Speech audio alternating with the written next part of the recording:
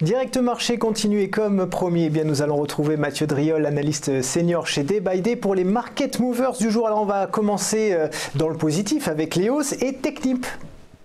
Oui, qui bénéficie de toujours la très bonne tenue des cours du pétrole. Le titre actuellement ouvre en hausse de 3,38. Après, on va dire, une période assez mouvementée depuis le 24 avril. Vous voyez, une impulsion haussière et puis beaucoup de volatilité, mais au final, absolument aucun signal. Le titre, avec la séance relativement baissière d'hier, semble avoir trouvé une sorte d'excès baissier sur 26,94. Une reprise depuis ce support, ancienne résistance, vous voyez cette petite mèche ici, donc une polarité, donc une confirmation de la tendance haussière vers 28,58, niveau qu'il faut franchir en clôture pour accélérer vers 30,79. On va passer à Valorec. Eh ben, c'est un petit peu le même principe avec un titre un tout petit peu faible, par contre avec beaucoup plus de volatilité intrinsèquement.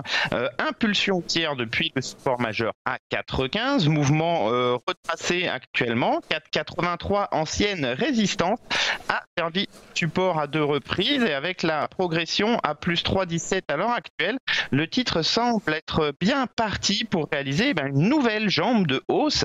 Les résistances sont assez éloignées, c'est un potentiel de hausse important vers 5,60 et 6,06. Alors on l'a vu tout à l'heure, Airbus souffre un peu en ce début de journée, mais du côté de Dassault Aviation, tout va bien. Ah oui, c'est une très belle dynamique qui pour l'instant ne se dément pas. Depuis le 6 février, on valait 1274 € l'action. Fait partie des actions les plus chères. Actuellement, on est en progression de 0,83. On a testé les précédents sommets à 1708 € l'action. On sera au-dessus de la dernière polarité, c'est 1639. Vous voyez, précédente résistance devenue support, rebond assez net et potentiel de hausse vers les résistances les plus hauts historiques, de nouveaux plus hauts historiques vers peut-être 1760 et 1833 € l'action. Alors on va passer donc aux entreprises qui baissent et avec une entreprise qui baisse beaucoup, je le disais tout à l'heure dans le journal, à moins 16,27%, c'est Air France.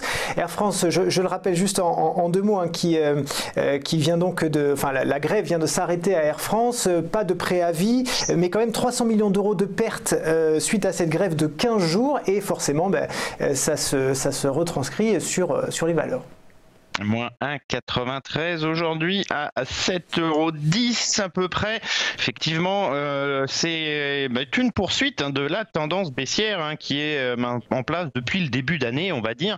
Succession de creux et de sommets ascendants. Alors, on a bien tenté à la fin avril de faire une reprise, mais vous voyez, elle n'a pas permis de franchir les précédents sommets entre 8,72 et 9,16. Et bien, quand une tendance baissière ne franchit pas de résistance, c'est qu'elle continue les prochains supports. 6,88, très proche des plus bas d'il y a 2 séances. Puis après 6,36, puis 6 €. En tout cas, aucun signe d'amélioration dans cette dynamique, ma foi, quand même très puissante. Et on termine avec Peugeot.